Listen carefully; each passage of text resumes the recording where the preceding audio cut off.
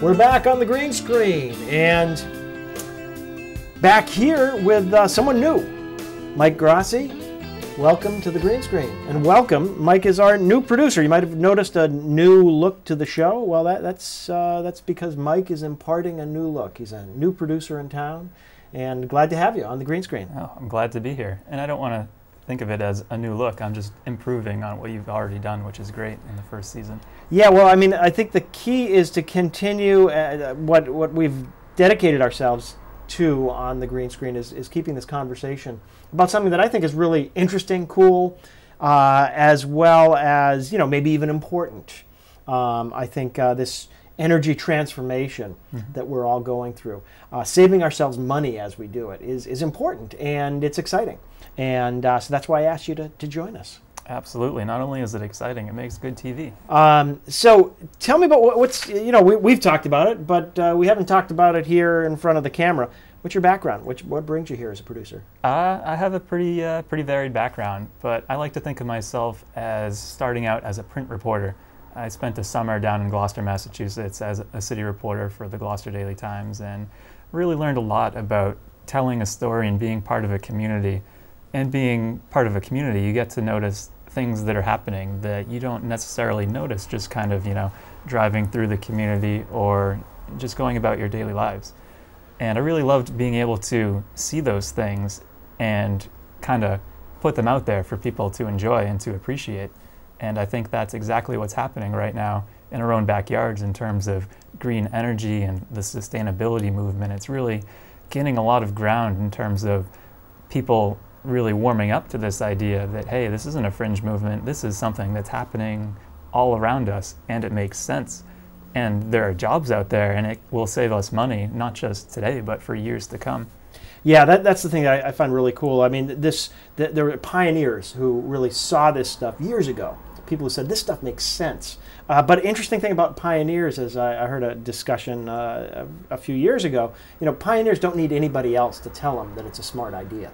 I mean, they just get this sense that they got to do it. What we need to move into the next wave, which is settlement, which is that other people are doing it as we're doing it. Not that the pioneers aren't vitally important to show the way, but really when other people start showing up for the pioneers, they want to go off to the next adventure. But I think for many of us, we really need those other people to make an economy of scale. So I think that looking for the other folks doing this is really of vital importance, and sort of celebrating that and pushing that energy forward. Absolutely, and these people are all around us. They might even be, your own neighbor, and you wouldn't notice some of the changes that they're making inside their homes to just save a little bit here, a little bit there. And it's given me a little bit of nostalgia for when I used to be a print reporter. I'm getting that same sense that when I would get a little post-it note on my desk in the morning from the editor, go, talk to people about this subject, and I wouldn't know anything about that subject and expect, oh, who's going to be able to talk about that? But then as soon as you talk to people, people are really into it. And that's what I'm finding with green, sustainability, all of these topics people love to talk about. They know stories.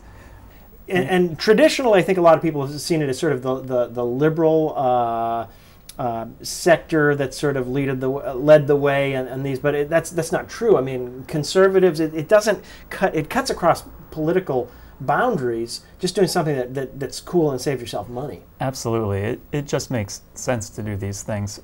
I managed a business for a few years, and every day I would see things that could be improved. We only have so much time in any given day to make these changes, but we would continually work on making them because it didn't make sense to leave something that you recognize as wrong and not fix it. It would be madness to do the same thing day in, day out and expect a different result. Yeah, a good definition of madness, and I have to admit to sometimes doing the same thing over and over again and then expecting a different result. But in this field, I do get the sense that there's a way to do things in a new way, but that benefits me, my family, and people around me. Absolutely, and hey, it benefits the environment too, the whole planet in its own way. Yeah, it's one of the organizations we belong to is the Businesses for Social Responsibility, and it's the three pillars of people, profits, and principles. So here we go. So today's show is about planning. So I think it makes sense that we're in here today talking about what's going to be happening. So what's coming down the pike? Future shows, we have some very cool stuff. Ridgeview Construction, it's a company, they work with the land and try and reduce what they put into building a house to cut down on the construction materials and things of that nature, and make systems from the very beginning that will save homeowners energy and money, and not just the homeowners for the time that they live there, but for the life of the home. So we're talking hundreds of years where you have this little bit of planning at the beginning. It can go a long way.